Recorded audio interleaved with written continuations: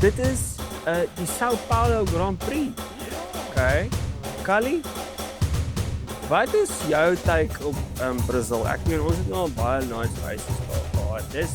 Wat is jou sterk oomblik vir jou al wat jy nou al so 'n bietjie Interlagos te kyk het of Juan Carlos Pache?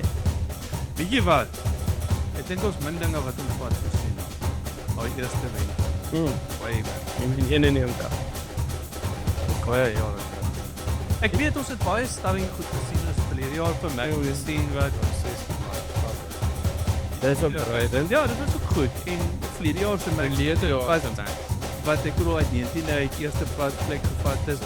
Dit was briljant geweest, maar ek dink wat dit eintlik spesiaal maak sien nou dat daai legende is wat begin het daarso. Hy het soveel probleme gehad met die motor. Hy teen die lyn van omtrent hoeveel 7 laps het hy met een rad gery. Jy het nie 'n goeie kar nodig nie.